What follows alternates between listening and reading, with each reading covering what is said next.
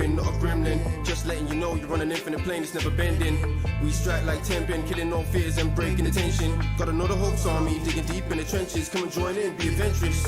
Quit being so sensitive, forget the censorship. We ain't telling fibs. Messing with the penguin. We're messing with the penguin. Messing with the penguin. Messing with the penguin. Messing with the penguin. All right, we are live again, March 1st, 2024.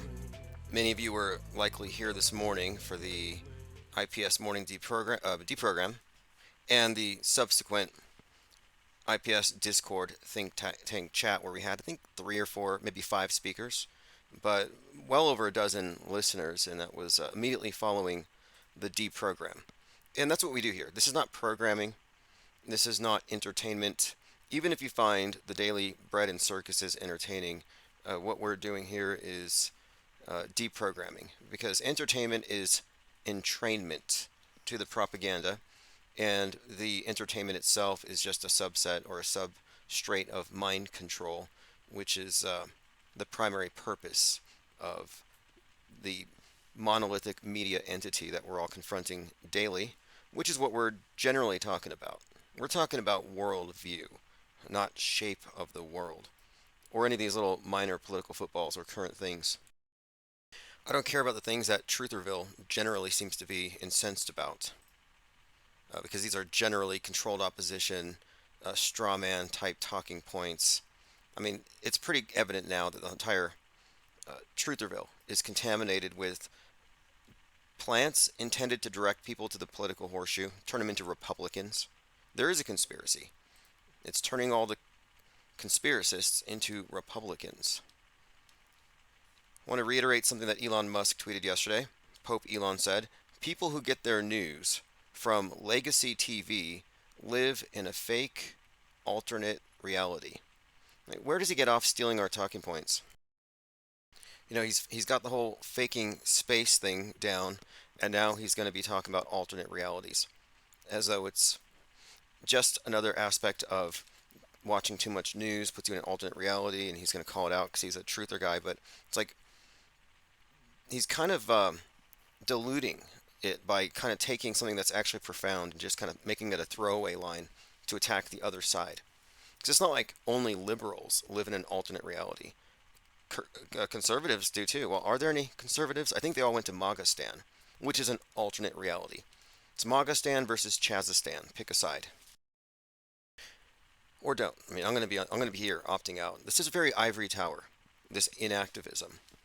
We have this overview, you know, sort of like the astronauts pretend to be way up above, looking down on us, not just at us. They're looking down on us and our pollution and our war and our boundaries and our borders. And they tell us that they have a higher perspective, and basically freedom needs to go to hell so that we can save Gaia. Just basically a space program, as it has always been, is a stalking horse for advancing radical global communism. But we, by contrast, have a real overview effect. That is, we recognize that the consensus internalized version of the world is just a model. And this model was constructed by some very bad people for the purposes of constraining the human imagination, perhaps even nullifying its soul, locking it into some type of a Truman Show. It's a global clown show, as most of you here know. We're joined by Peace Circle 360 with the coffee. Thank you for joining. Jungle Jim, the HBIC, a number of people here from Twitch. And we're at Twitch. You just find the link at ips.monster. That's where you'll find all of the live streaming links. And by the way, we have 2 YouTube channels. Well, we have like 5, but 2 that you should subscribe to. One of them is Infinite Plane Society, and the other one is Infinite Plane Radio, where I do premieres in the morning of whatever was previously broadcast. And I don't put sensitive material on the main channel because it's monetized. Not that I'm like a sellout and I'm selling out for the money, but we're actually just being smart, because a lot of people want to be so hardcore about their principles that they continually shoot themselves in the feet. Meanwhile, the other side is like, yeah, go ahead. Like, never interrupt your enemy when they're making a mistake. That's why I've kind of said, hey, we have divorced from Trutherville, And any of these red pill propaganda mules are pretty much not allowed on the raft if they continue to do the dirty work of the MSM, which is getting the alt media to self-sabotage by self-censorship. Easily avoidable stuff. I gotta watch what I say. I mean, I do sometimes. I'm listening and it's like, well, I gotta find another way to say certain words. People like Jake Gibson have mastered the art of outsmarting the censors here by mainly dog whistling. But I hate the compromise. All right, we're joined by Ears Up, Duas Impera, caller from last night. Let's Go said the Discord chat had some music behind, hard to listen to. Interesting. Was it looping or something? Maybe I made an error in the export. It could have been a flaw. I didn't double check that. I was like rushed around this morning, so I was kind of editing between doing things. One of these days I'll be stable and I'll be sitting in place. All right, joined by Reverse History, Osher06, Oswaldo. Says, yo, IPS, I need a Fepe Moral patch like this head, but with the Velcro on the back. Okay, I'll look into it. I've also been looking into Sticker Mule, who are now offering, according to the Twitter ad, temporary tattoos. Like you can put tattoos that look real, if you just want to test it out before you commit. Like not everybody wants to have this gremlin-looking penguin tattooed on their neck, but maybe you want to give it a shot. The HBIC says, I don't recall hearing any music. No, but the thing is, when I exported the files, I may have inadvertently added a track because I was using Canva. I haven't had a chance to look at it, so if you can let me know. Did I totally goof up that track? And if I did, I'll have to scrub it. I'll have to be up all night doing Ministry of Truth-like work here, deleting from the archives, replacing it, and acting like nothing happened. I'll be mandoozling the archives while the rest of you are sleeping. That's what I'm going to be up late doing. All right, moving on here. Oh yeah, by the way, this graphic on the screen, this is actually a 3D printable, or it's a 3D, yeah, printable model. This is something designed by Cubstar. I was just randomly searching, and this came up. Cubstar Creations, and this is something that you could take and print. I'll put a link in the chat. I want to read this again from Gene Kranz's book, Failure is Not an Option. He was the Apollo flight director. So not the movie director, Stanley Kubrick, who really did it, but this is the guy that pretended to do it, the Apollo flight director. He said, in the 1960s, our simulation technology had progressed to the point where it became virtually impossible to separate the training from actual missions. The simulations became full dress rehearsals for the missions down to the smallest detail. The simulation tested out the crew's and controllers' responses to normal and emergency conditions. It checked out the exact flight plan, mission rules, and procedures that the crew and controllers would use for a later flight. The simulations were so real that no controller could discern the difference between the training and the real mission. It's like that Turing Test thing, the point where you can't tell if it's a real person or not on the other end. This is just what we're looking at here. And this is from the 60s, where they passed the point where people could be fooled. So in other words, this is another way of saying, and this is some point I've been making for some time, space travel is fakeable. And you'll say, there's no way they could fake it. Too many people would know. 400,000 people were contracted to work with NASA during the Apollo mission. Too many people to keep a secret. Like, you can't assume that everybody's in the know. There's security clearance. There's a hierarchy. There's a need-to-know basis. But when it comes down to it, even the people in the control room can be fooled. And it's been fakeable, and they've been dupable since the 60s. And I want to add to this, there's that TV hoax called Space Cadets, where they tricked 5 people or 6 people into thinking they were in space. And it was because the other 6 people on the ship were actors who prevented the people who were the dupes from figuring it out, from talking to each other and becoming conspiracy theorists, saying that maybe it's all fake. They weren't able to conspire, and they were tricked. So if you can imagine the NASA control room in Houston or whatever, all these people gathered around computers, every other one of them could be in the know that it's all a simulation, and they could just make sure that the person next to them is kept on the outside. My point of it is that it's been fakeable, admittedly, by the director of the Apollo flight mission since the 60s. What a interesting reveal. So you can't say space isn't fakeable, that people aren't foolable. Okay, moving on here. Let's go through your comments. See who else has joined us. Multi C0 Dagger. I believe your copy of Autohoaxology 101 bounced back here, and I have it ready to send back out. And we're awaiting paperbacks. Once those paperbacks arrive, this thing's going to start moving forward at a high rate of speed. The think tank is not exactly street legal, but it's roadworthy. And we're going to maybe even off-road. But the think tank is basically this. We have the raft assembled. We have the core, the ground zero for this planet killer asteroid. We'll just label it Autohoax 2024. You know how they have Apophis that's going to come kill the planet. What we're doing here is a severe disruption if it's done right. So we take the raft and now it just has to go over the land. That's what's next. But we're not waking people up. We're simply aggregating what's already there into a cohesive whole, a self-aware demographic. We have to awaken the Kraken, or the Krakgwin, and it's going to be pretty easy. And I think it's just a matter of getting Autohoaxology 101 into a few thousand pairs of hands, and getting everyone on the same sheet, that we're not in Trutherville anymore.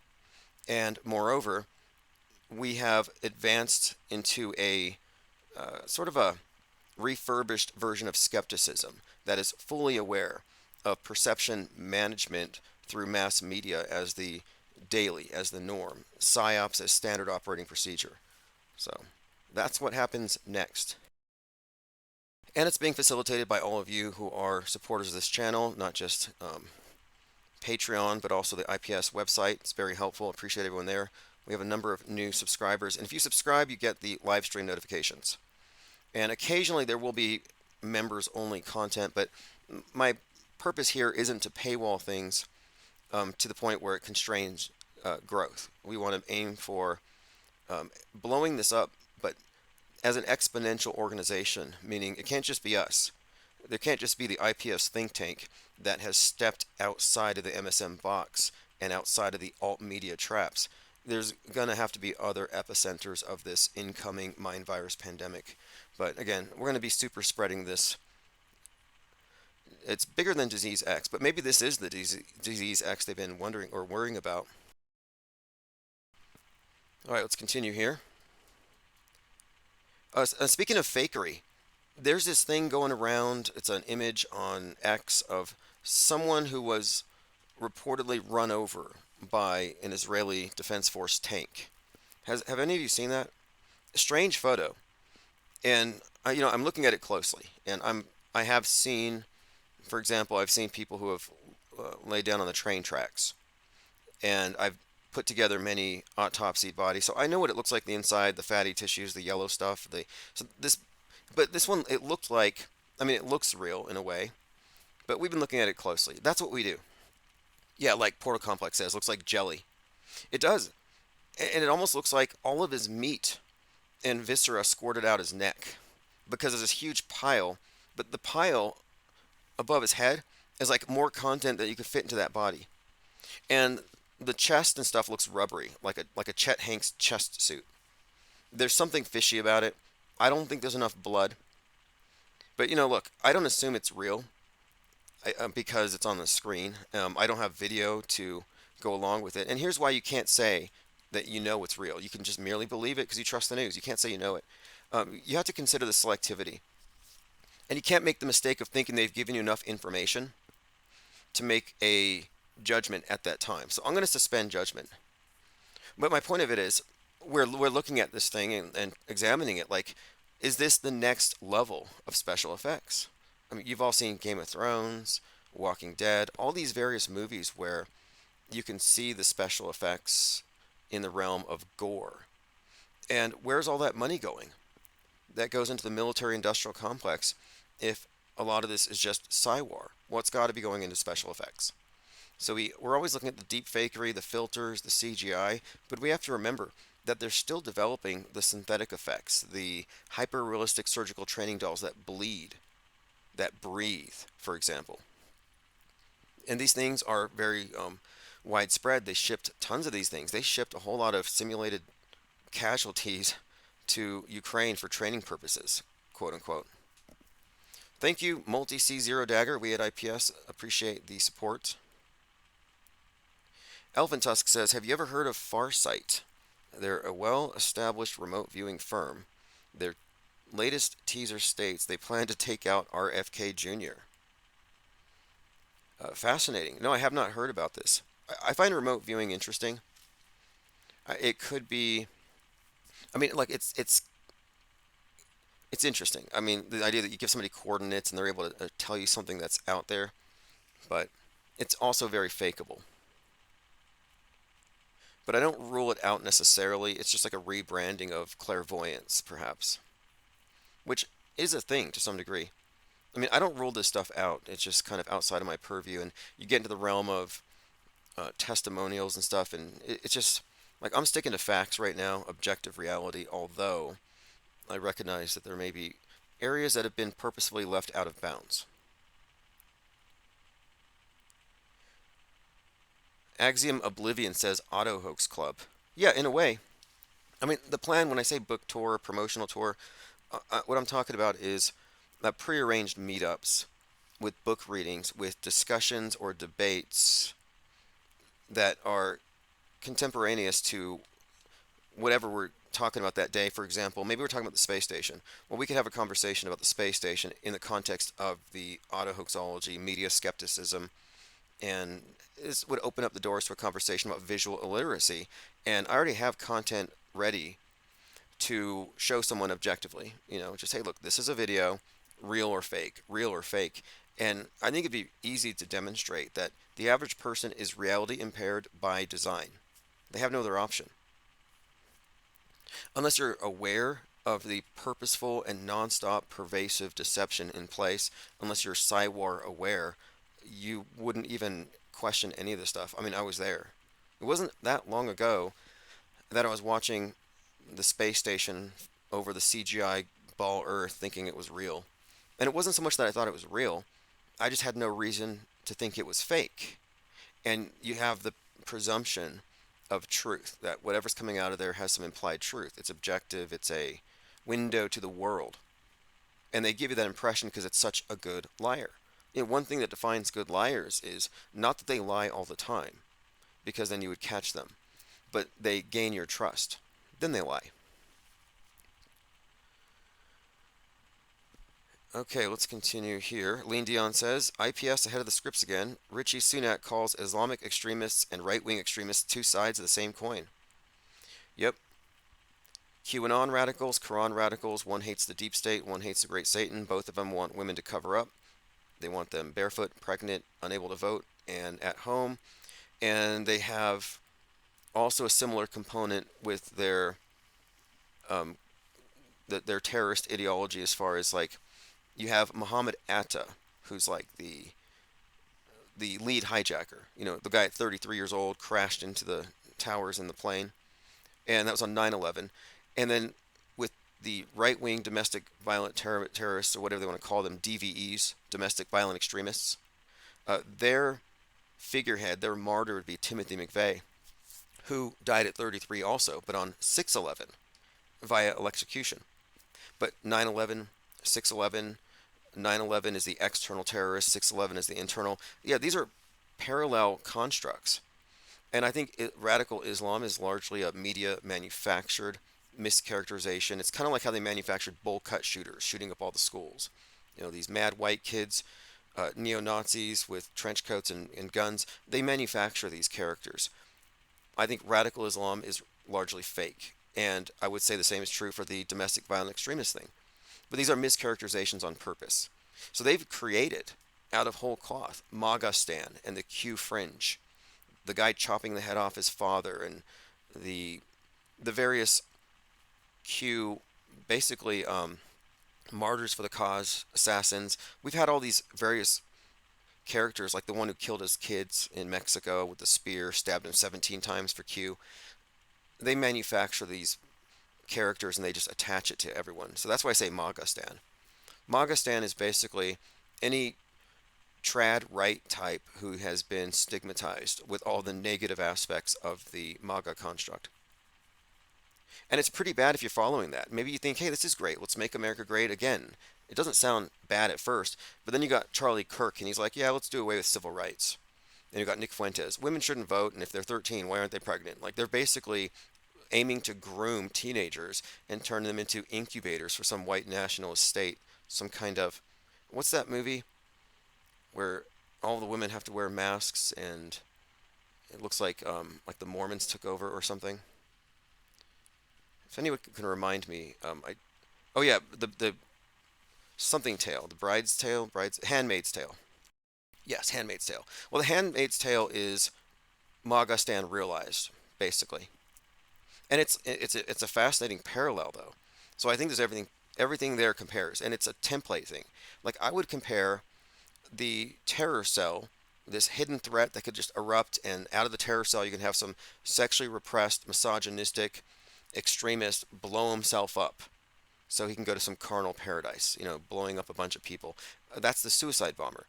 But the terror cell has been replaced by the incel, who has the same gripe against the same people and is killing himself for the same cause. One hates the great Satan, one hates the deep state. Both see Western women as, quote, corrupt. That's why they're incels. The incel means they're involuntarily celibate, but they're basically the jihadist holy warriors of the domestic violent extremists. And again, this is all just mischaracterization. This is stuff they've made up. These are stereotypes that they've created. I think it really started interestingly with Elliot Rodgers, who was like the son of a cinematographer from Hunger Games, who shot up the sorority after releasing all these videos. I guess he'd be a TikToker if this was done today, but he was just releasing these videos about how much women rejected him and he wanted revenge. And that's when they really started talking about the manosphere as being a breeding ground for toxic masculinity. But again, Richie Sunak comparing Islamic extremists to right-wing extremists, I made this correlation before, and there's even more. So, for example, Al-Qaeda means the base.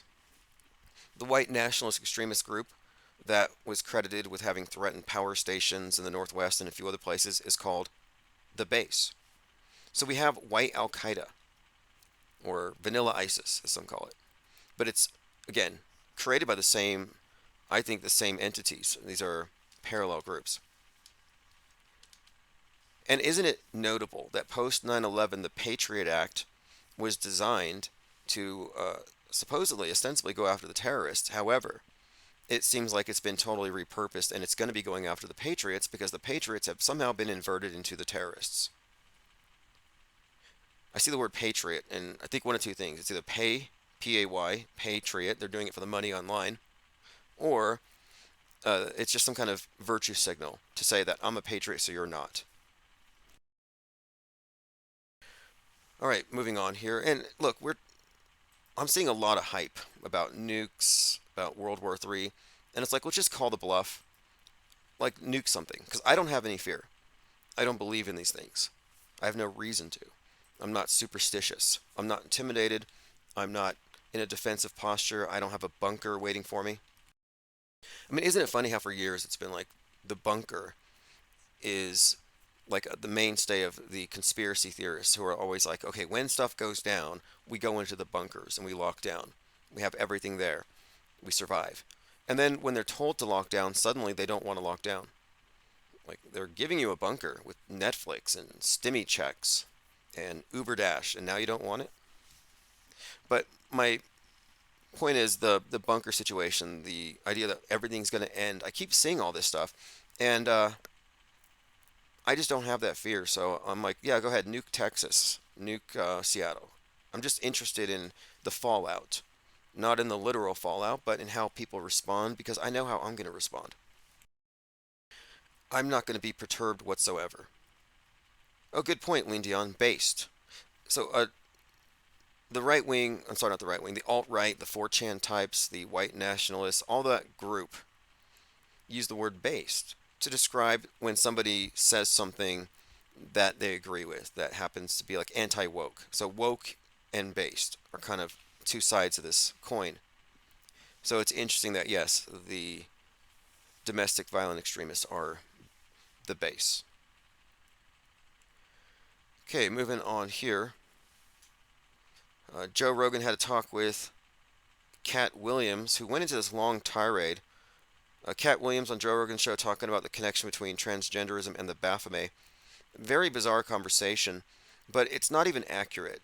Baphomet is not a demon that was worshipped. It's more like a composite it's more like a totem or something, a hieroglyph. I mean, it's not like it's an entity. It's not the devil. They're taking a very shallow perspective on it and then using it in their culture war stuff, but it's not accurate. The horned gods aren't demons, but they represent the male active principle in nature as opposed to like Father Nature, you could say. But the entity itself is chimera. It's a human goat with angel wings and some reptilian components, and it has both sexes combined because it's representing this balance between male female. That's why it has the one hand up, one hand down. It's all this hermetic thing, as above, so below, but it's about balance between the angelic and the bestial, and humans being somewhat poised in between. So it's really not what they're mischaracterizing it as, and it's just kind of just sheer ignorance on display here. It's kind of interesting to watch because Joe Rogan just sits back here, very stoned and speechless. I'll play a clip, but I don't know. It's just rather The uninformed. ingredients list. It's like if you want flour, you need wheat. Like, you're gonna. Sorry, it's already putting me to sleep. We'll move on from there. Baphomet is intersex. That is the correct term. Joe Biden says climate change deniers are Neanderthals. Okay. More ad hominem. You don't believe you're a denialist, for example. Nothing but that's all they have. That's all I have is ad hominem. Thank you, Lean Dion. Bro slogan. Bro slogan. I never found it all that interesting. It's just that he shows up in my feed because of who he interviews, but I've never really sat there and listened to an entire episode. I don't have the time necessarily. And also, I know where he's coming from. I'm interested in the bigger picture, like, for example, his role in aiding and abetting the censorship agenda against podcasts, because they used him as an example. Since he's the biggest channel on Spotify, the example is why they need to use the same type of terms of service that YouTube does as far as content censorship. And I thought it was just, Wild West with podcasts. We can just speak our minds. It's out of sight, out of mind, but no. And they use the C-19 thing as a way to bring about the censorship agenda without anybody really, I guess, rebelling. G33 says, "How you doing on Patreon, bro?"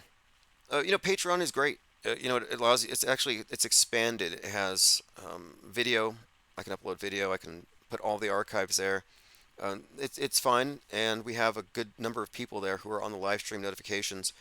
And more importantly, though, we're monetized here on YouTube, which means that starting in about a month or maybe a month and a half, there'll be a regular check, which just means fewer interruptions and fewer distractions. I won't have to be doing many side gigs. I'll be focused entirely on this, which is optimal for what we're doing here. And what we're doing is, it's already there. There's already a fracture. There's already a divide, but there's no unity in it. And so that's what we have to do. We have to consolidate and aggregate anybody who is on the right side of the screen. And it's not an easy thing. A lot of people are more or less going to go with peer pressure, and that's another reason to do this. You get numbers on your side. Maybe some of the more timid people on the fringes of Trutherville will just jump ship, but they need to know that they have a secure landing spot. Okay, moving on here. Dan Stevens, chemtrail boofer, E-raging at airplanes on X. Today he said full wing sprays have been introduced into the fleet. I follow Dan Stevens because he's one of the ragiest anti-chemtrail activists out there on X, and I accuse him of being a skyphobe and afraid of clouds, but it's always the same thing every day. I'm like, well, it's cool that you can find meaning in this. Never let scientific facts get in the way of a compelling narrative. Conspiracy theorists need to recognize that they can be wrong as well, that they can be misled. Alt media isn't pure. Just because they're truthers or just because the media is a liar and they're calling out liars doesn't mean that they haven't fallen into some similar traps. And the only reason I harp on this is because it's an orthodoxy among truthers, so it's something that everyone would have to respond to. Where do you stand on this issue and why? Because ultimately it's about how keen are you to recognizing logical fallacies and, moreover, long games. What is the long game here? What's the point? Well, the point of it is they have managed to create ubiquitous belief in anthropogenic climate change, even by people who don't believe in climate change because they believe in it by another name. Very clever. Not to mention, I think it's part of the structure of the world stage where they need everybody to have a dread or a fear of repercussions from the earth god, Gaia, or God, whatever you want to call it. The idea of retribution for man's action is just kind of ingrained into our psyches, and I think they want to bring that back with a more scientific context. Although they haven't changed very much. Look at the modern flood myth. Look at the iconography of the Noah and their symbol, the dove, and their ark storm concept, and you can see it's all the same. G33 says that fire guy was probably brain chipped. Oh yeah. You know what? You might be onto something here. I was like, there's no way he has a Chinese space laser. You would have seen something. But he might have been Neuralinked. You know how all these Teslas are just igniting? Maybe the first few people that get Neuralinked, 1 out of 50 are going to be spontaneously combusting. No, but he was saying something. Supposedly, he was saying something about Palestine. I think it's fake because it's fakeable, and it's extraordinary as a claim. It has an immediately implementable political agenda, and there are special effects that can reproduce what we saw there exactly. So I have a lot of reasons to think it's not real. And someone on Twitter had posted this. Aaron Bushnell is his name. Here are some words that you can extrapolate from Aaron Bushnell. Habaneros, burn, unreal, hero, hell, ash, burns, ruse. Every word that comes out of Aaron Bushnell basically says that this is a hoax. And habanero peppers are extremely hot. I mean, you can hold them in your hand, and I think they even burn your hand. The orange ones, like these yellowish orange ones. But yeah, I think it's fake. Does anybody here believe it's real? What else? There's got to be something else along with this. I mean, we had the recent anniversary of Waco, where you had 33-year-old Dave Koresh and all those people burning. Texas on fire at the Panhandle. There may be something more to it. But the burning man as a symbol is also representative of the phoenix. And also Christ, phoenix. It has to do with this Kundalini concept, but this could be symbolic in addition to being political. Continuing here, Duas and Paris says, I'm on the fence with this one, don't care much either way, but Dane Wigington is doing a good job of being the truthers Greta, the sky is falling and all. Yeah, look, here's the thing. If I believed in chemtrails, I would be networking with 20 or 30 other Chicken Littles, and we would be filing a class action lawsuit. And every time I say this, they're like, oh, you can't do it. It's like, what you're telling me? Like, I've sued Google, I've pretty much sued John Doe's, I've sued many different individuals, and of course, suing Google wasn't exactly easy, but like, nothing would stop you from doing it. It's just a question of, are you going to get it to trial? But that's not the point. The part of the purpose to doing a class action lawsuit with a bunch of chemtrailers is to get the gears moving, to get the thing moving, to get people talking about it. And then from there, you build a support within the community and you hire some real attorneys and you talk about, well, what does it mean that airplanes are dumping chemicals on playgrounds? Can I sue for chemtrail lung? Have I been damaged? Is my fill in the blank condition actually a result of the chemicals? Should we send all the pilots to Gitmo since they've been engaging in chemical warfare against the populations? Like, should we ground all the airplanes tomorrow? But none of them want to take any action. They just want to sit there and cry about it. And I don't really have any patience for it. It's like you're just a chemtrail Greta at this point. I'm glad that you found something to give your life meaning, but it's an argument from ignorance at this point, and it's not the hill that I would die on. I try not to engage in bad argumentation, and I would not stand on an argument from sheer ignorance. Let's see what we have here. Yeah, Dewis and Paris says it's more interesting in observing how mirrored opposing sides are. Greta and Dane, same thing. Yeah, I call it the bifurcated SAR. And the axiom here is that if any of these issues has a split down the middle, you can choose in a partisan way how to believe it to be true. And these, which should be mutually exclusive, they should not be able to coexist. One has to be true. They can't both be true. But the fact that both are true suggests that they're both fake. In any of these psyops where both sides look at the same thing and have completely different conclusions, but nothing really changes, yeah, it's kind of fake. It's like a fight over an opinion. Left wing says we're being, we're open up to, our borders are open for working age men because every immigrant is a net gain on the economy. And in fact, we're exploiting the illegal immigrants. Like, they make the case that these working age men are a net benefit for America and that they're going to help pay for the safety net of aging populations who may not have it. So I hear this from the left. They describe immigration in glowing terms. Then on the right, it's like, we're being invaded by military-age men, and they're going to kill us all. It's like, well, which is it? Are they military-age men, or are they working-age men? Like, which is it? And I hear these same arguments brought up every election cycle, and it's like, well, look, I remember when Obama was being elected, first hearing about the invading Middle Eastern men dressed up as Mexicans. So it's like terrorists with sombreros sneaking across the border. It's like, well, whatever happened to them? They're now retirement age men. Oh, good point. Michelle Kastner says Usher had a huge phoenix pin on his coat during the halftime performance. Yes, it's a very important symbol. In fact, many have made the argument, in fact, what was it, Manly P. Hall, that the American eagle is a phoenix, that it's representative of a phoenix, and that America has a secret destiny here, which is it's got to burn. The West has got to burn down, and following this is the Build Back Better.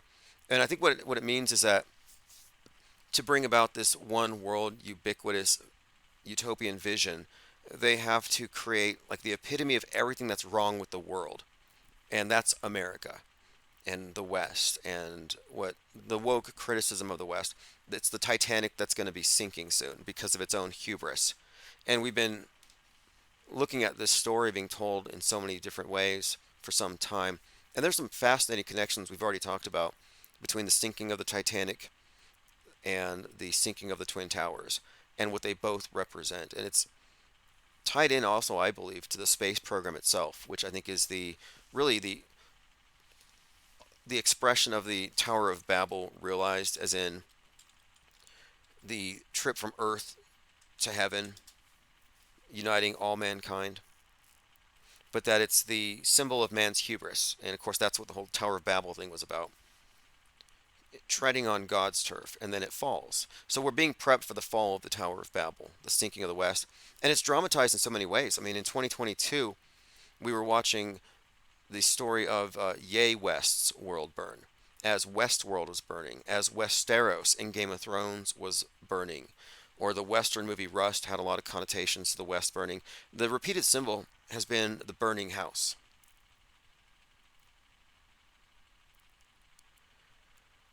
Duis Impera says anthropomorphic climate change versus reptile anthropomorphic geoengineering. I first heard that from, I believe it was probably David Icke or someone who said that the reptilians from Sirius came down here and took over by upgrading the local ape population. They upgraded them with their own genetics and turned them into humans. So that basically our gods are the aliens that upgraded us. And they did this for slave labor so that we could mine gold that they need to repair their atmosphere.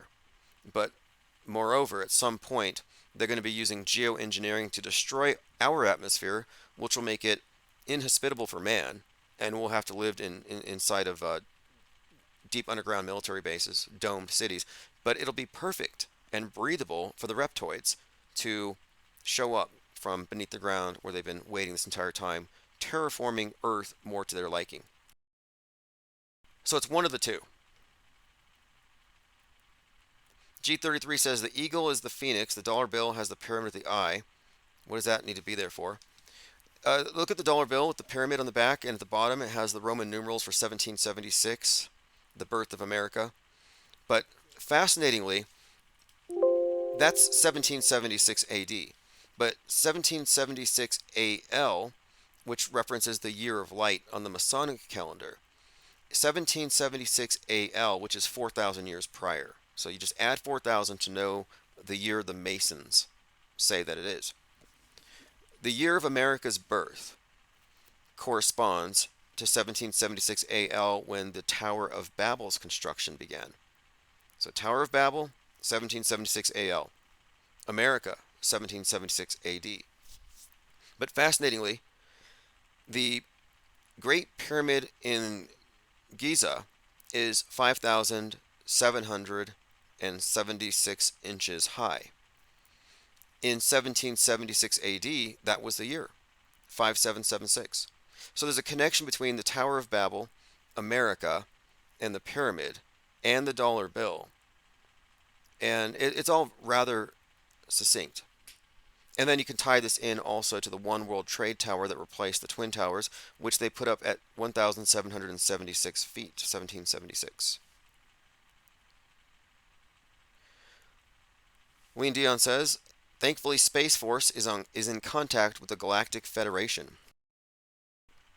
Yes, well, the reptoids versus the blue avians. And I think if you're MAGA, you're on the side of the blue avians.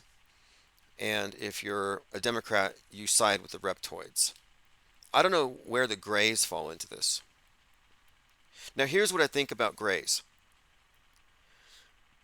Gray is black and white combined. And I think it symbolizes the achievement of, or the synthesis of their Hegelian dialectics at every level. The alien invasion scenario has always been about one world unity.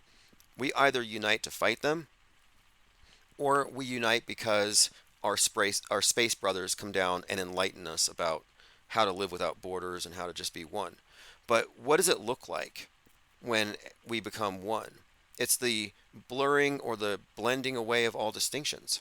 National boundaries, race, everything that they're blurring away is moving us towards oneness. And the alien, the gray, is the perfect representation of the fully realized plan here at oneness. No race, technologically advanced, probably no carbon footprint, no discernible sex. They're just all the same, but they're also perfect, like angels, androgynous.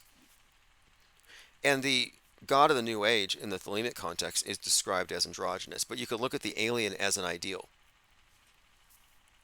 At least that's kind of how it's been brought forward here. But my point of it is the alien invasion represents one world unity, the destruction of all, or rather the elimination of boundaries. But now replace extraterrestrial with illegal alien invasion. Or just alien or immigrant invasion, but alien invasion ubiquitously. In other words, get rid of all the borders, what happens? Everybody invades everybody. There's no longer any nation, everything is one. And I think what we have here, with the left in particular, is they've been psychologically prepped to embrace the alien because they're being prepped to embrace this one worldness. That's why they're like porous. Our world is open, invade us. Our country's open, invade us. Our homes are indefensible because we don't believe in guns, invade us. We are willing lab rats, invade us, you know, with the pokey. You see what I mean? They're porous. But then you look at the right, and they're like, aliens are demons. Immigrants need to stay out. We need our Second Amendment, stay out of the cities, and you're not coming anywhere near me with that. So you have one side is just completely closed to the alien, one side is open to the alien. And they've created this on purpose because, and this is what I mean by making an example out of America and pulling down Babylon, is that they have to break that. They want to break the last vestiges of nationalism, of individualism. They want to break any kind of stronghold against this ubiquitous invasion or this one worldism. But I think they're set up to take a fall. Now there's more about the Tower of Babel that's really intriguing here that ties into the Space Needle, for example.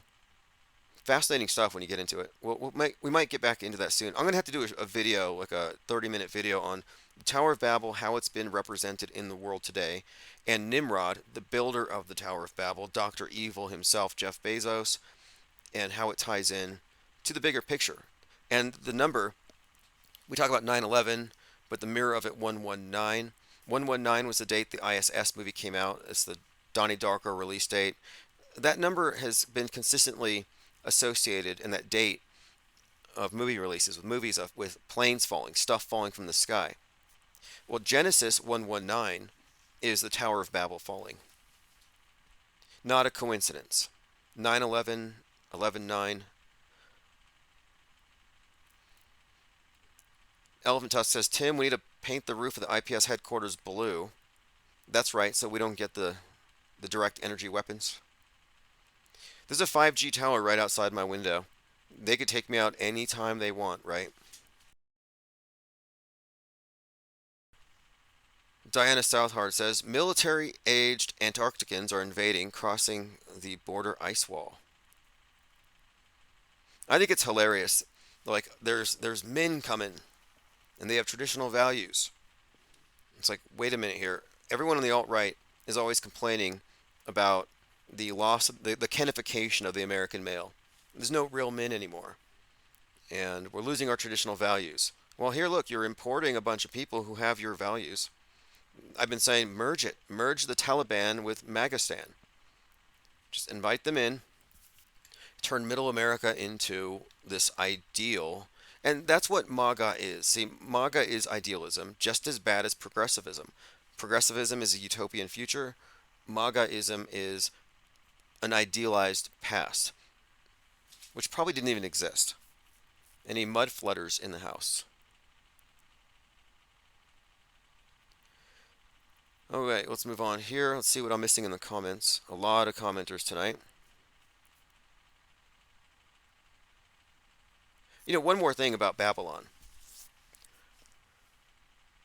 When Donald Trump came out with the red hat, the scarlet hat, and MAGA, the message was make America great again, the implication being that America's not great anymore because America's fallen. And if you read the story or the verses about the Whore of Babylon, it's basically Babylon is fallen across her brow, and the scarlet, she's got the scarlet. So it's like the MAGA hat, red, scarlet, MAGA, make America great again, Babylon has fallen. And she's also described as a witch, a sorceress, making the world drunken on her, whatever she's distributing. And it's like, wow, isn't that what he did? And what's more, MAGA means witch. So it's perfect. I'm just saying it's fascinating here how you can find these things like the Antichrist stuff associated with Trump, the MAGA, witch, Babylon connection, all very pertinent and interesting. And it's by design. I really think it's by design. The other day we were looking at the Economist cover from the Obama era that had a guy in a red hat inside of what looked like a Q, but it was the male symbol pointed down. It's called the weaker sex. It's like they're forecasting the future. It's the destruction of what MAGA represents, which is a straw man, but they're breaking down the final barriers to their one world idealism. And I think they win, really. I'm looking at the big picture, realizing they write history in advance, there's not going to be a major plot twist. Like, America burns, America falls, the Tower of Babel falls. We're witnessing this. You can't fix it. Don't try to hold it up. No need to engage in activism. Okay, let's see here. Diana South says, the past never existed as MAGA Mandela affected remember. Yeah, well, they believe in time travel. Trump's a time traveler. Trump has a time travel portal at Trump Tower. So when JFK does show up, he's not going to be 109 years old. He's going to be 46 with a disgusting head wound that hasn't quite healed because he's been somehow able to remain, in stasis. But no, the Q Street is just bad. You go down these streets and you see people on fentanyl and they're just like doubled over, and you're like, okay, to each their own. It's sad, but people have free will. And I drive through MAGA stand, and I know they're taking menthol-laced red pills. Hopium, bad hopium, scratching in the dirt for hopium. They can never find it. Subsisting off of nothing burgers. And it's a sad scene, but you know what? They choose this. I'm not trying to save them. Okay, let's move on here. Yes, Aaron Bushnell, Burning Man. His name breaks down to habaneros, burn, ruse, unreal, and ash. Probably a Phoenix connection. We've discussed already how the simulations have been so real since the 60s that space has been eminently fakeable.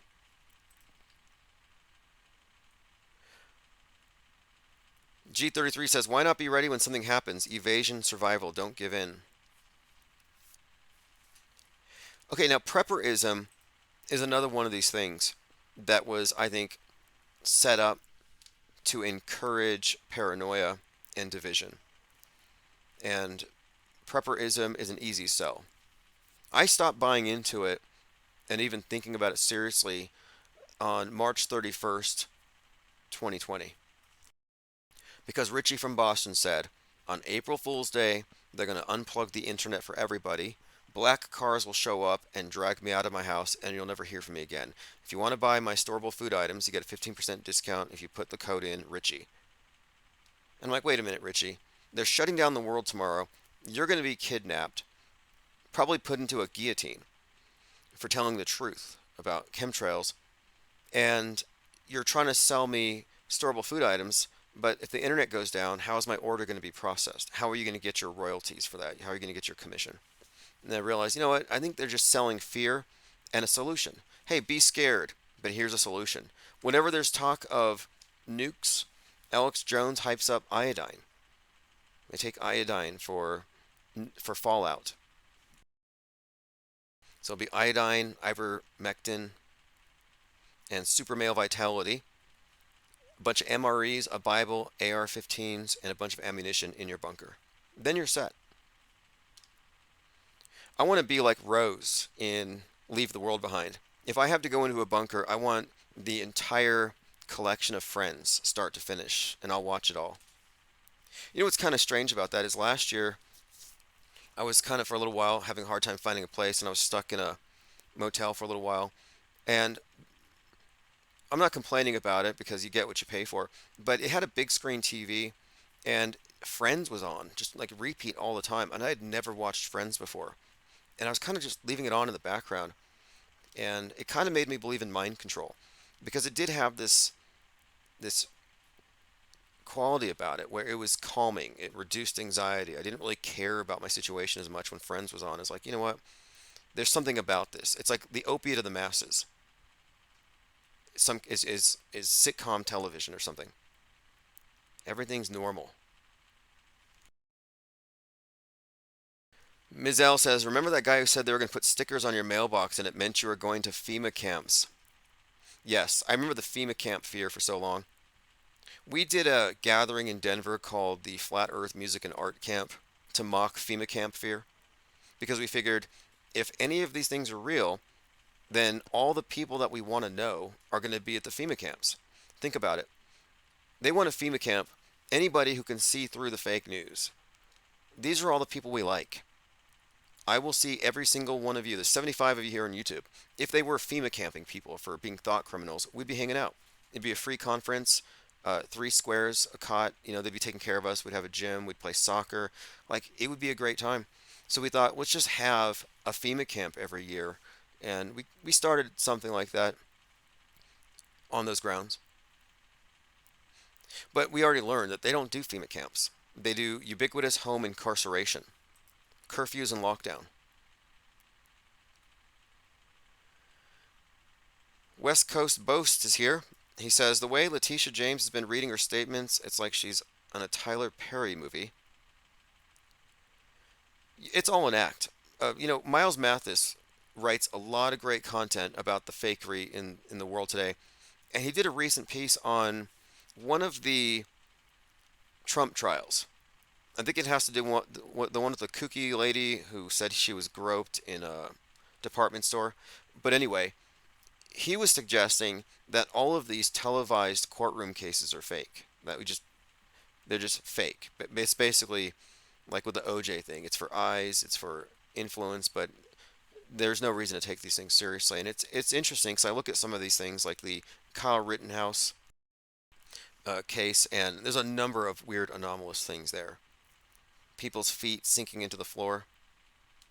And what was with that Derek Chauvin trial? Only 33 people allowed in the room.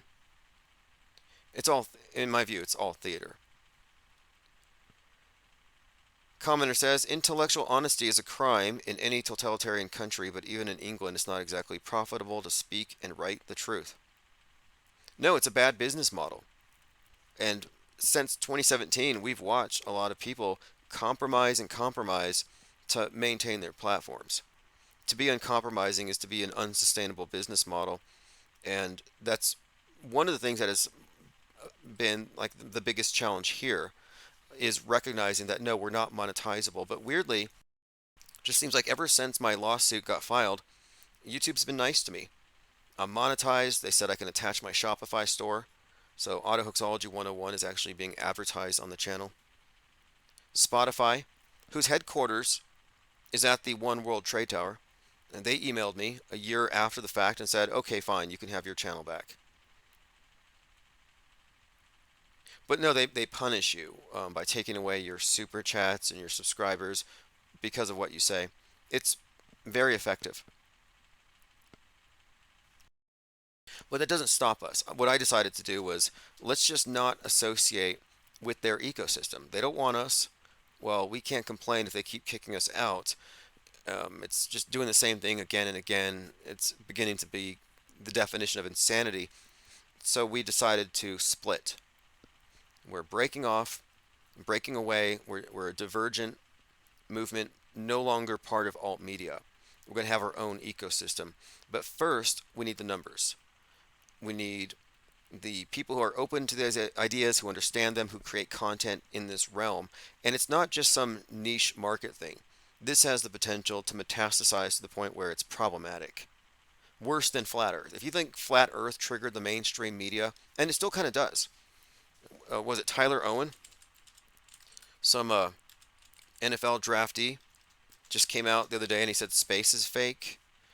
But my point of it is, Flat Earth was very, very disruptive. A lot of people in the media didn't know how to deal with it. But what we're bringing is worse. And I've described it as an asteroid, Autohoax 2024, and it's a planet killer.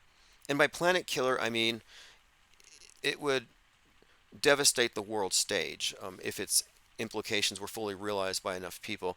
And I have a few ideas on how to make that happen, if we're not stopped. NFL prospect Tyler Owens bizarrely admits he doesn't believe in space or other planets. Now, notice he says he doesn't believe. And look, I don't think this guy is a shill being fed lines. I think he has a nuanced take on it. And I say this because he said twice, he reiterates, I don't know. So he's taking the perspective of shape agnosticism. So I think this is someone who's given it a lot of thought. Tyler Owens doesn't believe in space.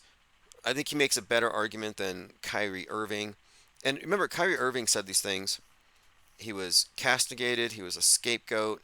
He was ruining the education of children. And then he kind of apologized, and they gave him his own shoes, his own brand of shoes with an Illuminati eye on them. Do you remember those Kyrie Irving Illuminati shoes? Maybe they let him in the club.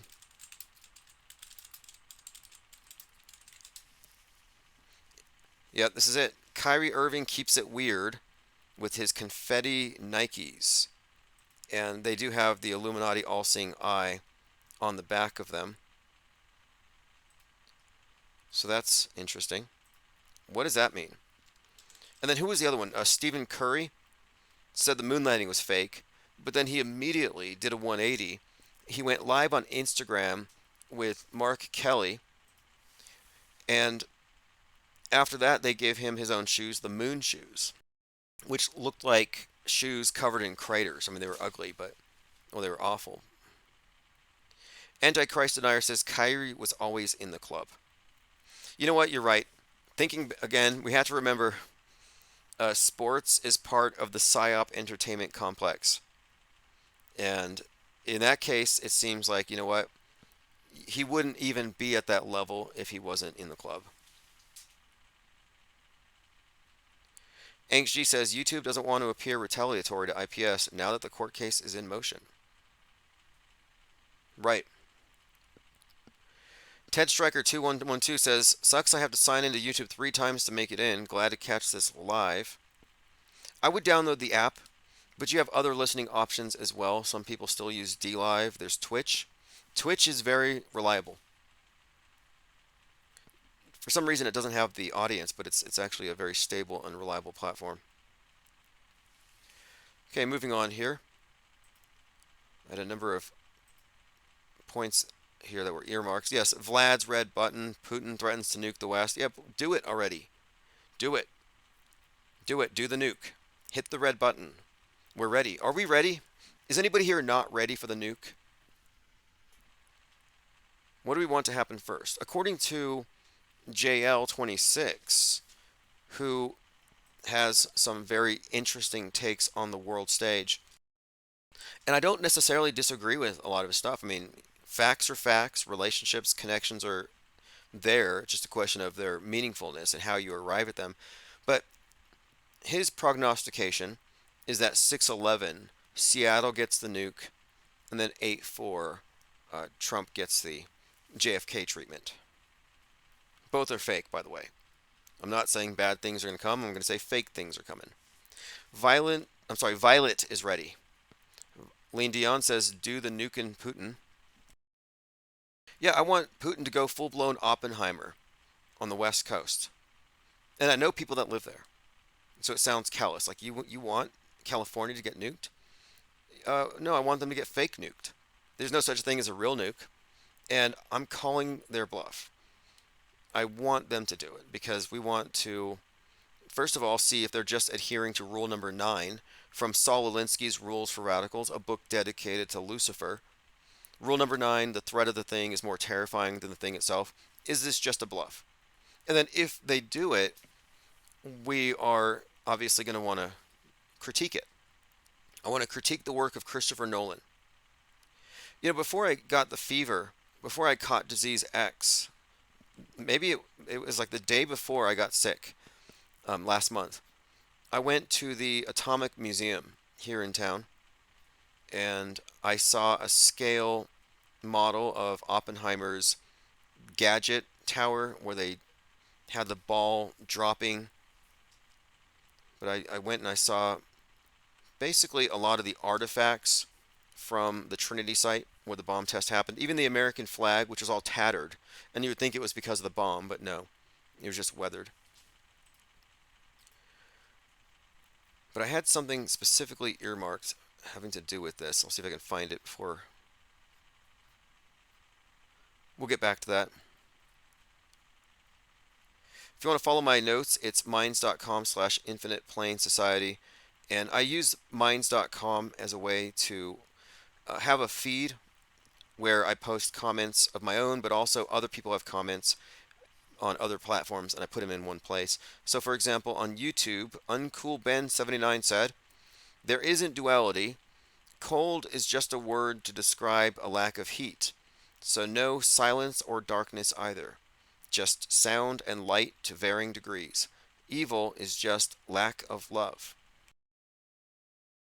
And he would have been bouncing off the conversation I had last night during the live stream with Dua Sempera about this world and whether we're in the midst of some kind of dualistic spiritual warfare or struggle, or is this some kind of trick of a demiurge? Is it a dream, a simulation, a video game? And I was talking about the video game as sort of a metaphor. You know, the avatar, the person you're playing in a constricted environment with rules and constraints with no free will, but doing it for entertainment, and using that kind of as an analogy to describe incarnation from the perspective of the spirit not bound by time and space, and the labyrinth of the demiurge. Let's see here. Elvin Tusk says, are hypersonic missiles fake? I wouldn't have any reason to think so. But nukes could be simulated, and, you know, I mean, weapons are real, guns are real, bombs are real. But the question is there a button someone can push that could ignite the atmosphere and kill us all? Weapons of mass destruction. The premise behind creating this perception these exist is obviously to reset geopolitics, to put us into collective Stockholm syndrome. We're all in the middle of a circular firing squad. Everyone's aiming at everybody else. It's meant to make the world stage what it is, precarious, on the precipice of imminent destruction if we don't all do whatever. But that's like the instantaneous destruction. Climate change is used in the same way. These are universal threats. And the universal threats are the things that I pretty much would contend are the fake ones. But they're used to unify us all. Big lies. And as long as you believe the big lies, you can fight about everything else down below. There's a million things you can fight over. You can fight over your opinions all day long, as long as you believe in the doomsday devices that the power elite have and are ready to use on you. Antichrist Denier correctly says, nukes would be an excuse for a nationwide lockdown to protect people from deadly fallout. You got to watch The Humanity Bureau with Nicolas Cage, which is about a post-apocalyptic America where everybody's locked down. But there's a twist.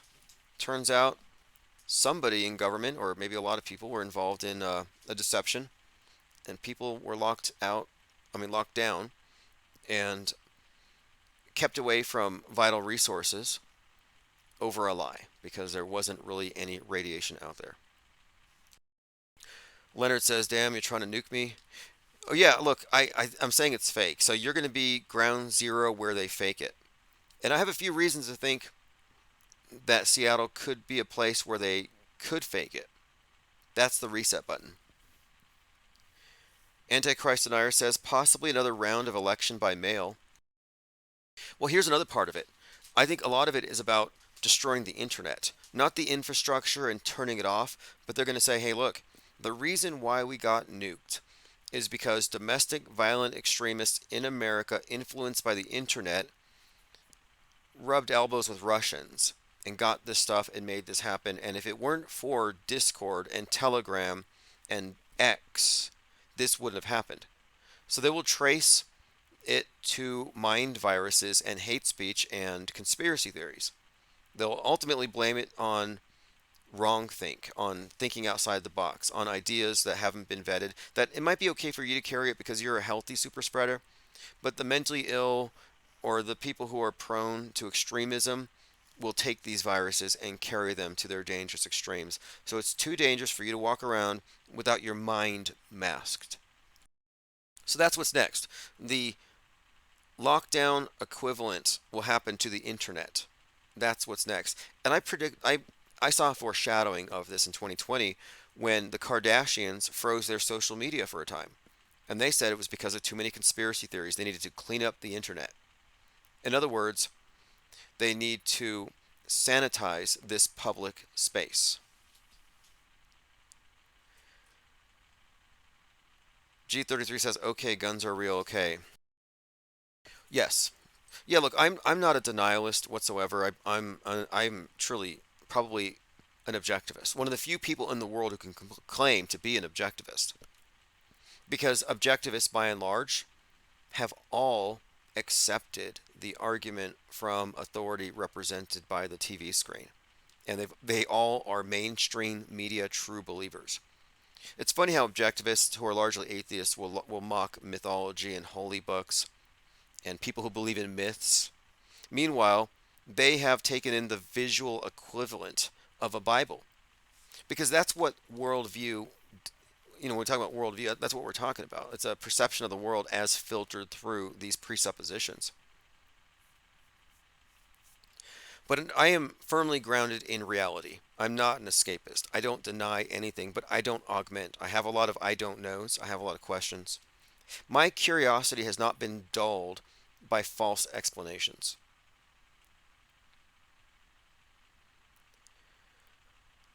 Okay, let's see what else we have here.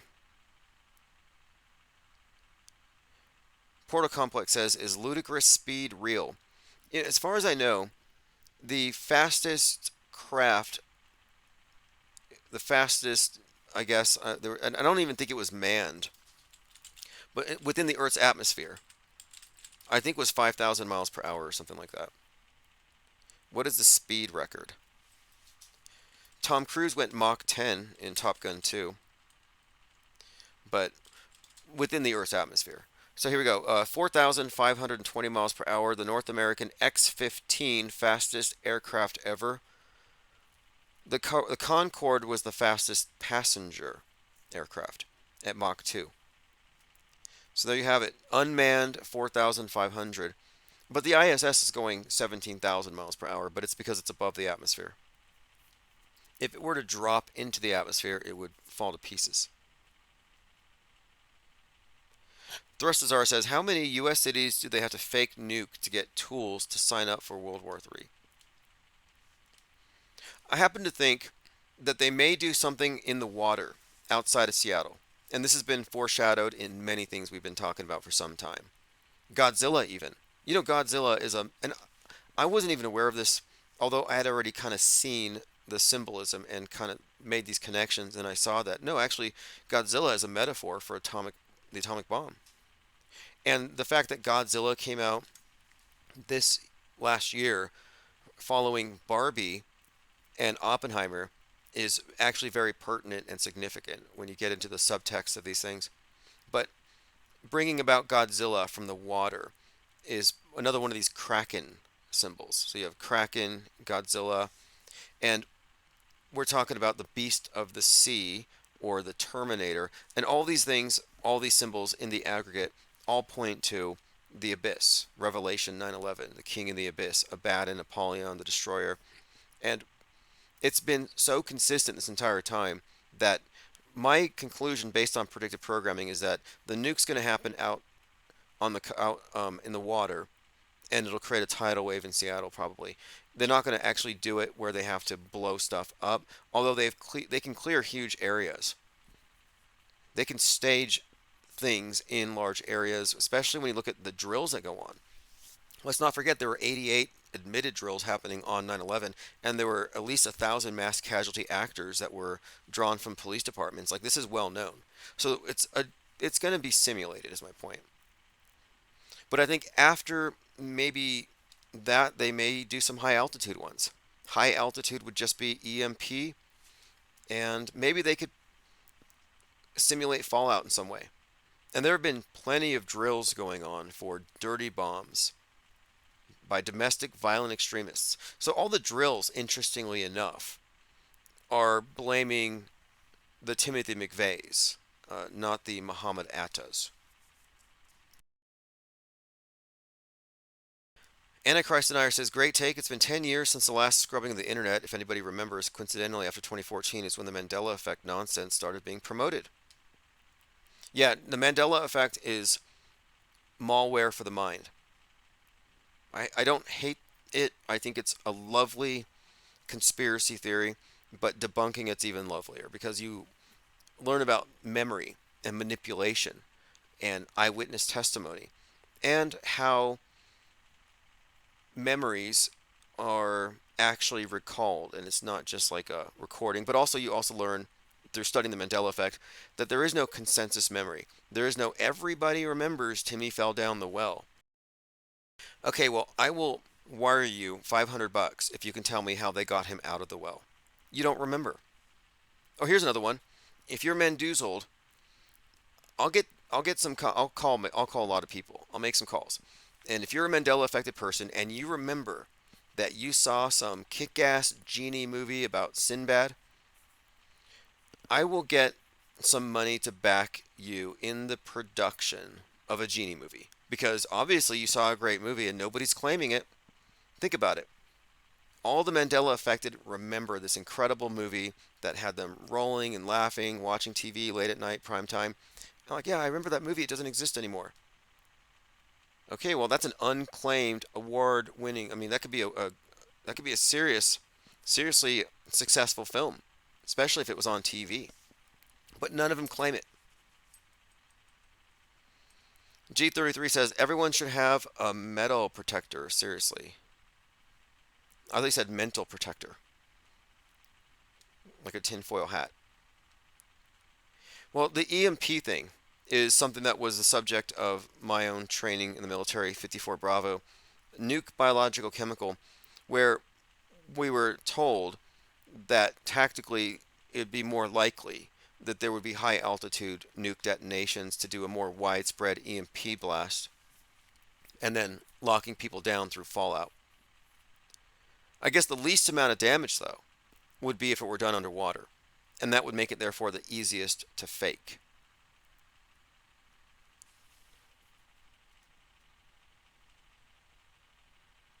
Portal Complex says the ISS is totally aerodynamic.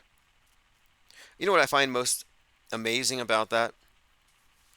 And it's been compared to the pyramids in terms of like the significance of the ISS as a construction. And it really is. It's an amazing bit of architecture.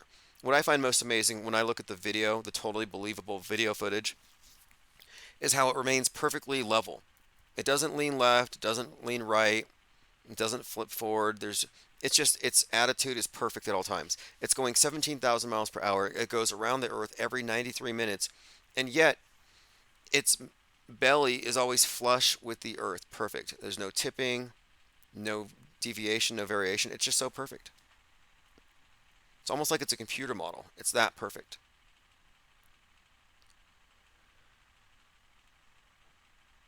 All right, let's see. Thrustazar says Mandela is BS. Who doesn't have a C3PO with 2 golden legs? Morvay says the 101 Damnations. Okay, that's a Mandela effect, I was told. I was told that the 101 Dalmatians contained a Mandela effect. And I think it had to do with the spelling of Dalmatian. And I love when they make up new Mandela effects. Okay, here's what it was. Dalmatian is spelled Dalmatian. And let me see what the Mandela effect about this is. What is the Mandela effect's problem with the Dalmatians? I think it has to do with the spelling. But when you dig into it, yeah, here it is. Dalmatian, is it Tion or Tian? That's the Mandela effect, right? So people are literally they're making the argument that reality has shifted because Dalmatian is now spelled with an A, not an O. It's like really cool conspiracy, guys, but the reason why it's Dalmatian is because they're from Dalmatia, which happens to be spelled with an A. This is one of the 4 historical regions of Croatia.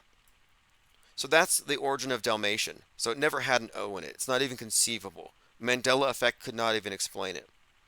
But this to me is an example of arrogance or something. Not being able to admit one is wrong. What is that called? When you can't admit that you're wrong. Like, okay, I either misspelled the word or I'm right and everybody else in the world is wrong. But the dictionaries all changed and every reference to this word changed because I'm in a different reality now where I'm still right. Like, I'm sorry, that person who goes with that does not have an Occam's razor. Elephant Tusk says, don't forget about Richard Simmons' non-existent headband. So, okay, let me mention this one. Richard Simmons never wore a headband. However, the stereotype of the aerobics instructor in the 80s, they were all wearing headbands. So it's just like an assumed part of their apparel, like those weird legging things. And so Richard Simmons didn't really wear a headband. However, when a Mandela affected person who is a tainted witness, because they already believe in it. So when the tainted witness Mandela affected, Mandela pusher, the interrogator says, which do you remember? Richard Simmons with a headband, Richard Simmons without a headband. What happens is you remember Richard Simmons. You have a recollection. But when they say, do you remember him with a headband? Your imagination is prompted. That question is an imagination prompting, kind of like you prompt generative AI for an image. So you've prompted your imagination to where now you have an image of Richard Simmons with a headband and without, simultaneously, in your head, both of them weighing the same. So now you're asked, which one do you remember? And that is the creation of a false memory. And this is how faulty eyewitness testimony consistently gets people wrongly convicted. People go to jail over this. And the Mandela effect to say, oh, it's not real. People can't implant false memories. Are you sure about that? There's a lot of people behind bars who've been exonerated who would disagree. And so that's why I think it's important to understand how this works, because your reality can be screwed with depending on the context or the contextualization of the questions, the bias of the person asking, and how they ask. It's called retroactive interference. He's interfering with your recollection of Richard Simmons by asking, hey, so if I said to you, describe Richard Simmons, you might describe him as you remember him. But if I say, do you remember Richard Simmons with a headband or devil horns? You insert something that wasn't even in the equation whatsoever, and that person might even remember. Like, I think I even remember him once wearing devil horns on David Letterman. You see how that works? It's a trick. Lean Dion says, my favorite is their anatomy changes. Yeah, I wouldn't look like this if the universe hadn't scrambled my organs. I used to be taller. I got mandoozled. It's like the ultimate excuse. It's like, no, I don't have an F teacher, and everyone else here with A's actually have the wrong answers, but their wrong answers and my wrong answers switched places. Thrustazar says, which universe doesn't have Richard Simmons, and can I go there? Antichrist Denier says, I apologize, didn't mean to send Tim on a Mandela tangent. It's a valuable tangent, and I have a documentary in progress on the subject, and I need to interview someone who has done interrogations about this, because it's really about memory. And it's important because it demonstrates how the selectivity of the options you're given influences your choices. And this is how the mainstream media works all the time. And it's gaslighting, by the way. Look, gaslighting is emotional abuse. We can all agree. The Mandela pusher is gaslighting you when he says, do you remember the Ford logo without the swirly or with the swirly? Like, your memory of it not having a swirly is wrong. Telling you your perception is wrong, your memory is wrong. Oh, you don't remember a cornucopia on your underwear label? You're wrong. So what they're doing is they're gaslighting you by suggesting that your perceptions are wrong and you cannot trust your own perceptions. But that's typical. See, what mass media does, it's the same thing. It's a trick. It's all about deposing yourself. They don't want you to be the final arbiter of what you believe. They want you to put yourself to the side and go with what's on the screen, whatever you're being told by the authority figure. Antichrist Denier says it's the very definition of gaslighting, making people question their sanity.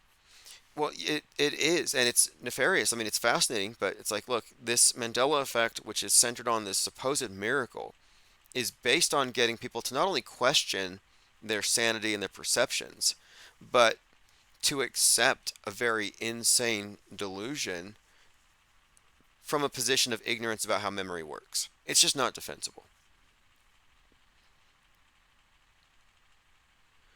Duos Impera says, I remember both versions equally now. Does that make me a schizo?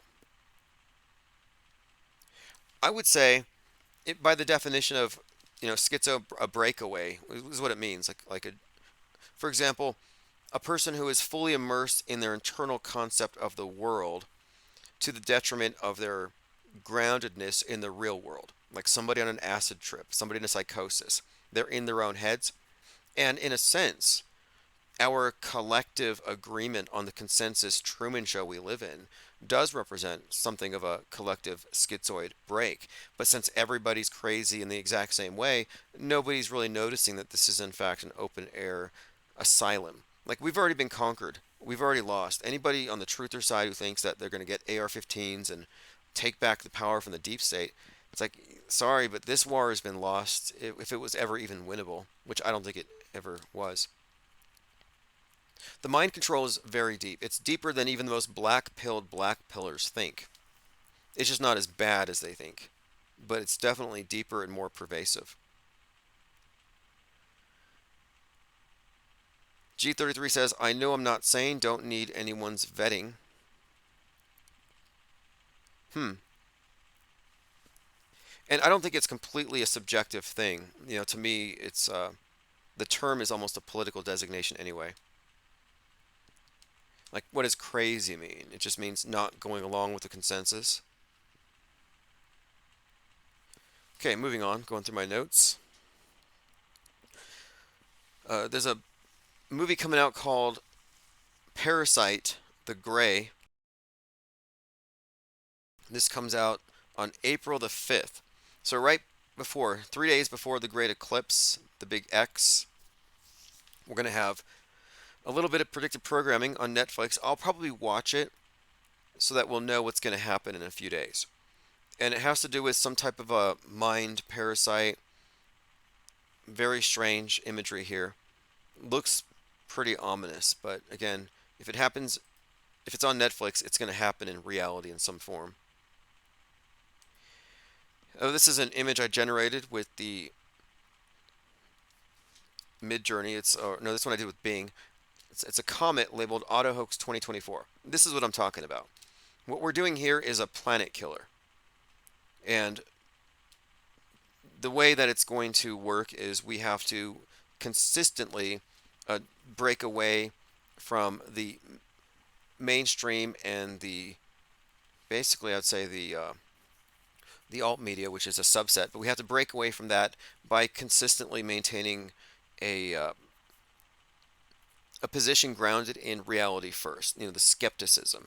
And this level of skepticism, it's not really bannable. Like the controlled opposition talking points from Trutherville, anti-vax, for example, these things are all bannable. They're offering alternative beliefs, and those get savaged. But we're not here bringing about like a collection of alternative beliefs. All we're doing is we're fomenting a culture of non-belief or disbelief.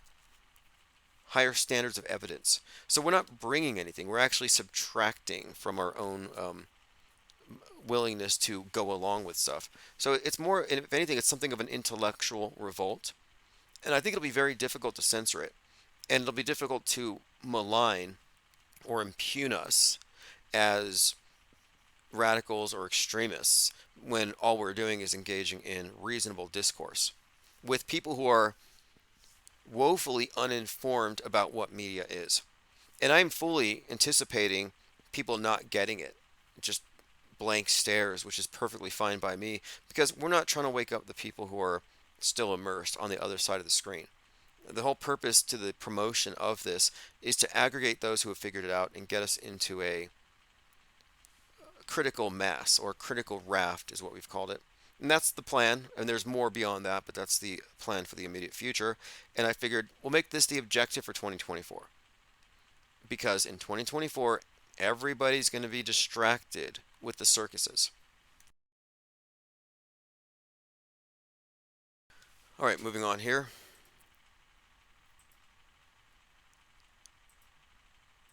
if you go to ips.lol, I made it very easy to get copies of the books. They're all going to be listed there, by the way. ips.monster for the newsletter. Okay, moving on here, we have plenty more to talk about. Tomorrow morning, we'll be doing the IPS morning deprogram. And basically what I'm doing is in the mornings, I just jog by the office on the way to the coffee place. And so I'm going to be stopping by here every single morning. And we'll be live for like about an hour. And we immediately jump into the Discord. And I have to check. Someone told me on the archives the Discord had some kind of error on it. The archive had some audio track that shouldn't be there. I'll fix it. Antichrist Denier says, I finally have cash to spare. I'll be ordering a copy. You can order a copy or you could wait until we have the tank in your area. Or you can wait another few days and I'll have paperback copies, which will be significantly cheaper than the hardback. And originally I just wanted to do only hardback, but we've got to keep this moving and I can't put up any barriers. Go for the fast nickel over the slow dime. And yes, phones are open for the next 15 minutes, 505-349-0420. And I'm not rude. I never have been. I have no intention of being. And so I don't hang up or censor, even though there are things that are, obviously eminently bannable. However, we all know which topics no longer matter, and we're not propaganda mules for the alt media. So if you're being a propaganda mule, we're just going to question, the intention behind it. Like, auto hoaxers are not a target demo for any alt media fear porn. We're not buying, and we're never going to buy. We don't take the bait. Yeah, I live in a 1-minute city. Easily. Everything that I need is within a 1-minute walk from where I am. And I chose this on purpose. I actually the first thing I went for was I got to find an office. I've got to have a headquarters. Okay, well the phone isn't ringing, but the number's on the screen, 505-349-0420. And also you can get on to the voice chats in the morning if you go to Discord. Okay, let's continue here. I think we've covered most of my notes. Okay, here's something. I got a message from someone on Patreon who said, good morning, thanks for the update. I want to share something I saw on the 3rd episode of a documentary called Cyber Sleuths. A crisis actor was outed. Pretty amazing to see, given the fact I was the only one watching for discrepancies. Thank you, Michelle, for that. So there's a show called the Idaho Murders docuseries. And I guess the angle here is internet sleuths are not qualified. Right. This is from Variety. This just came out last month. Idaho Murders docuseries reveals how dangerous internet sleuths can be. Okay, so you're dangerous if you're asking questions. You got to wait for the MSM experts to tell you what to think. Quote, they have opinions and they talk, and that's entertaining. We're in a strange place where especially the younger generation can't tell the difference between what's real and what's entertaining. The younger generation can't tell the difference between what's real and what's entertaining. And that's by design, of course.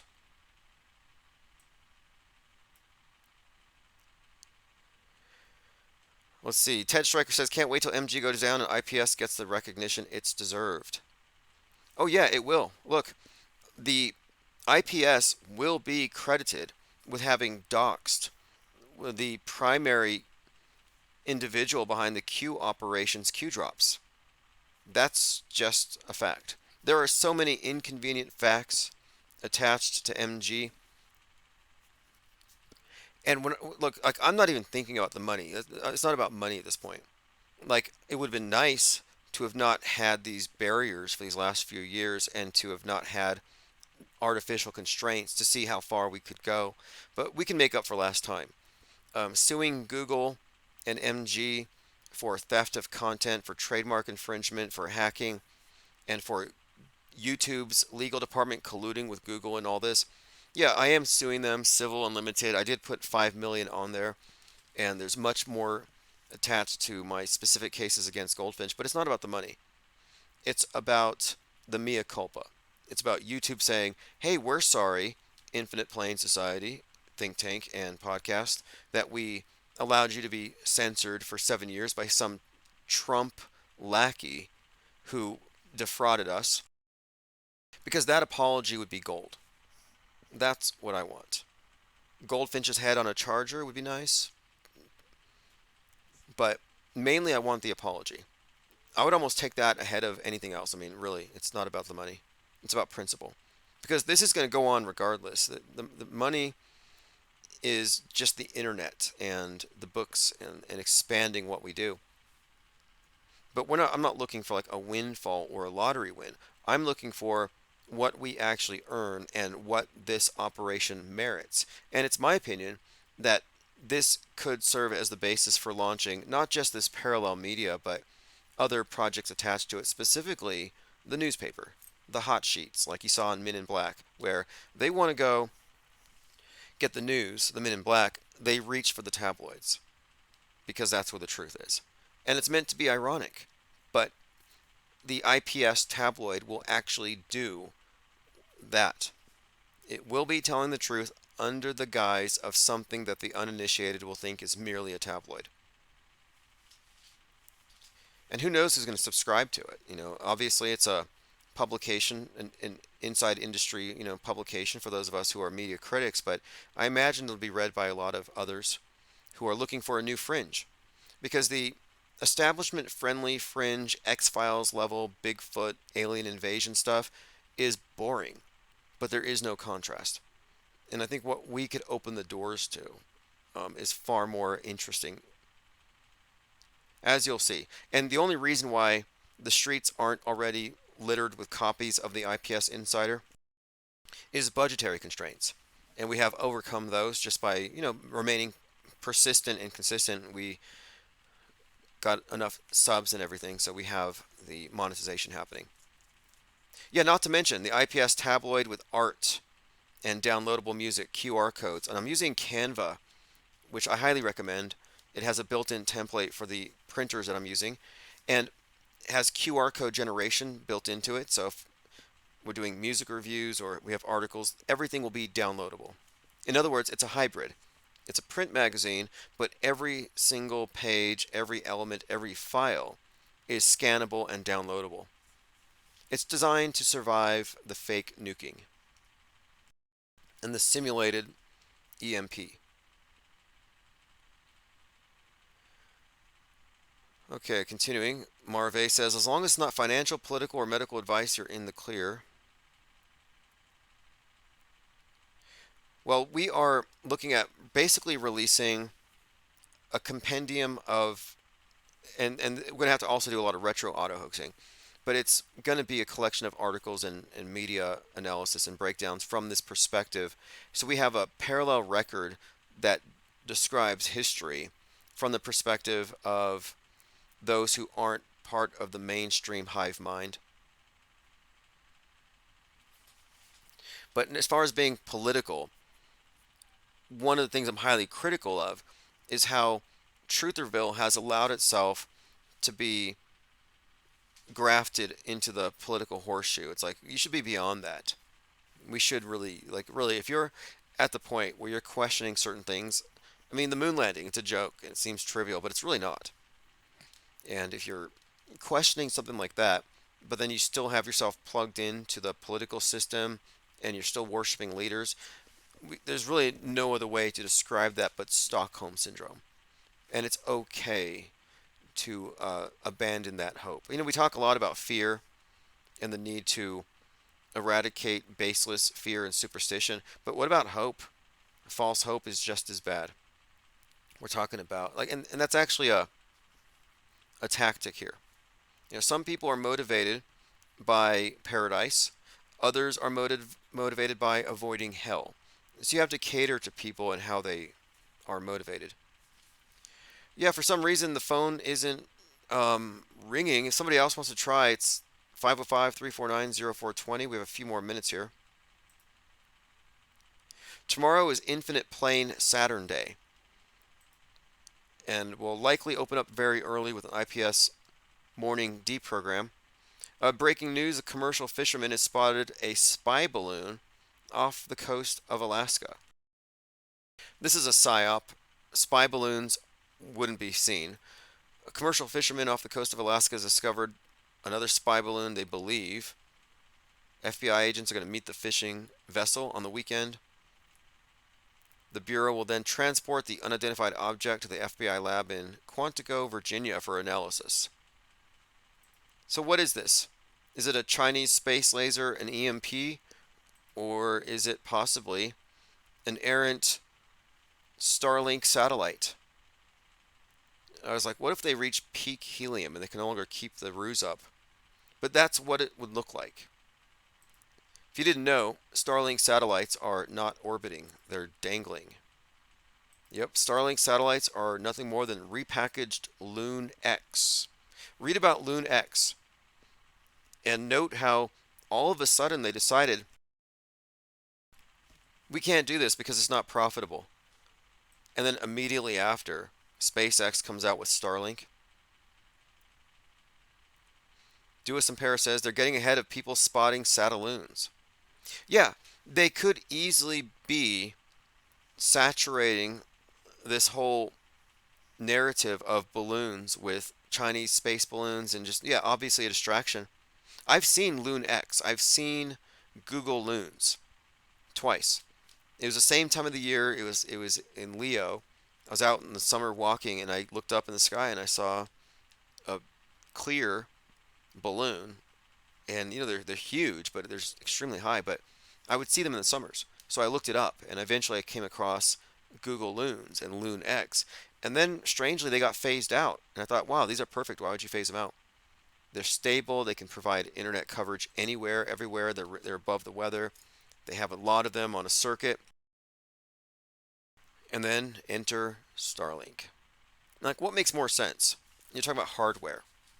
Having something orbiting around a few hundred miles above your head, or something just gently dangling in the stratosphere. But I think that Starlink is Satelloon. You know, it's Satelloons, Occam's razor. And look, none of you have seen Starlinks, but a lot of people have now seen these balloons. And balloons, look, the technology of providing an internet service from a balloon-based service, that's already been established as feasible and possible.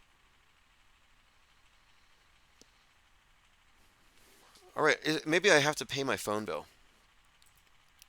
Is that it? Okay, let's move on here. I have a few more things to get to before we get out of here. If you didn't check the archives, we uploaded this morning's live stream, and I have a Discord conversation which I'll be recording every morning, and those are also going to go into the archives. Hopefully we get nuked this weekend. Everybody else here on board with that? Let's go ahead and just start demanding it. Anx G says, have you seen the Starlink chain of Satelloons? No, there is no Satelloon chain.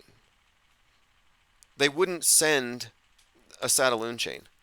The Satelloons are stationary, more or less. They're not moving in a chain. The PSYOP is basically like they do with the ISS. Nobody's, like the ISS sightings are fake as well. But you have a lot of people who just falsely witness these things. But there's every indication that it's fakeable, sure. But, you know, if somebody says they've seen it, I'm like, yeah, prove it. When, where, time, stamp it. Because, look, it's like a UFO. If you're telling me you saw a spaceship and you didn't note the day on the calendar, then I can't trust you. You say, well, I saw it. Well, then, okay, well, show me the news report and show me your footage. Show me your app where it corresponded. But I never get that information from anybody. I never get anything to substantiate it. And so as a skeptic, I'm like, look, I have to reject your claim, Occam's razor, not Occam's razor, Hitchens' razor. That which is asserted without evidence can be dismissed without evidence. So I dismiss anyone's claim. If you say you saw something, it's like, okay, well, people say they saw a Bigfoot. It was probably a deer. You probably saw an airplane. Most UFO sightings are like that. Okay, I'll get my Skype situation fixed here. It looks like it's not getting any calls for some reason. I'll have to take care of this right after this. But we'll be back live tomorrow morning, and Infinite Plane Saturn Day is kind of a wild card. In fact, you know what? I am recording a podcast tomorrow with a podcaster who goes by Reality Skeptic.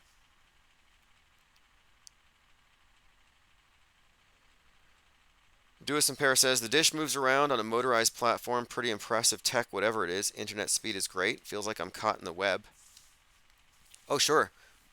I mean, it's a remarkable technology regardless. But I think what they've done is they've decided to maintain this illusion. And there's no way you could really prove it one way or the other.